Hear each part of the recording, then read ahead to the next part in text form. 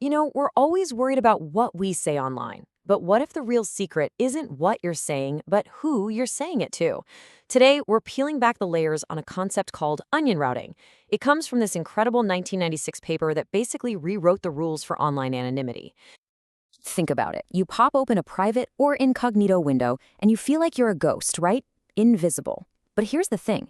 Even when your data is locked down and encrypted, you're still leaving a trail.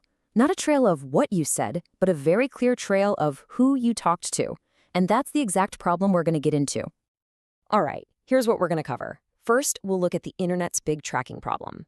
Then, we'll unpack this genius onion solution and see exactly how it's put together. After that, we'll follow a piece of data on its secret journey.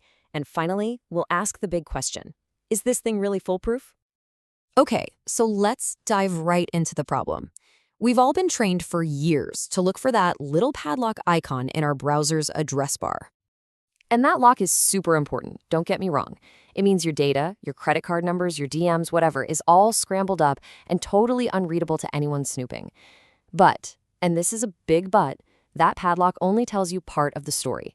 It doesn't hide everything. And this is really the core of it all. Encryption is all about hiding your data. And anonymity, on the other hand, is about hiding your connection. Think of it like this. Encryption is like a perfectly sealed envelope. No one can read the letter inside, but anyone can still look at the envelope and see who sent it and where it's going. This leads us to the real threat that this whole paper was designed to fight, something called traffic analysis. It's basically the art of connecting the dots. Even with the world's best encryption, an observer can still see that your computer is talking to a specific website or that a journalist's computer is talking to a known whistleblower server. That who talked to whom information can sometimes be just as revealing as the message itself. So how in the world do you solve that? How do you make the envelope itself invisible? Well, the answer came from a place you might not expect. A couple of researchers working for the U.S. Naval Research Laboratory. And this is it. This is the paper that started it all. Anonymous connections and onion routing. See, the authors weren't just trying to make the message secret. They were trying to make the people sending and receiving the message secret.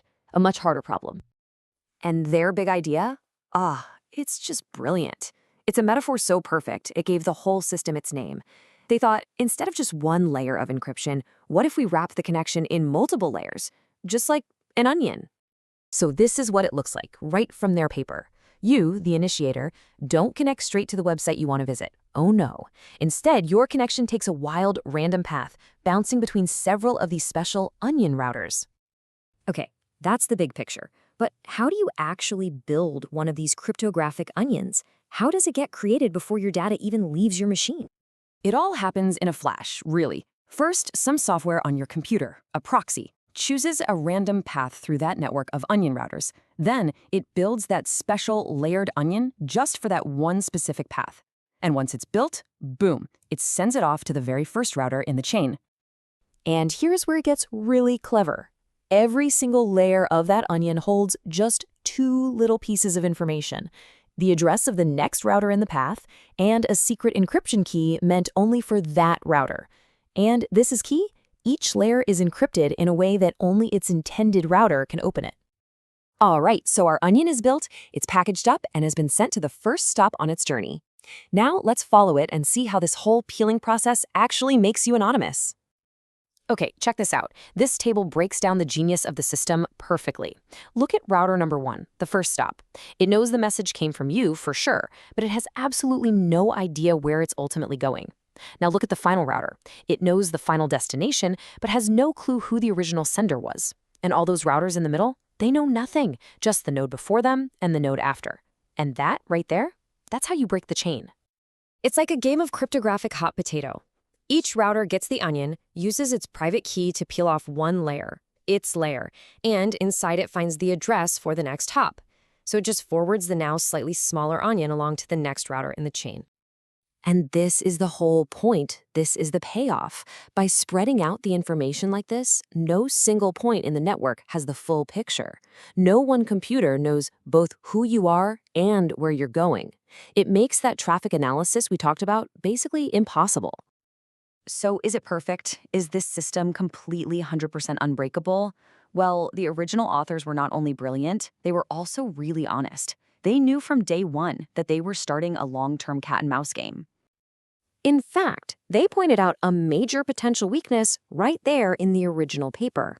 They wrote that even with all this, an observer might be able to spot connections that happen at almost the same time. This is what's known as a timing attack or a correlation attack. And the idea is, if an adversary is powerful enough to see all the data going into the network and all the data coming out of it, they can start looking for patterns.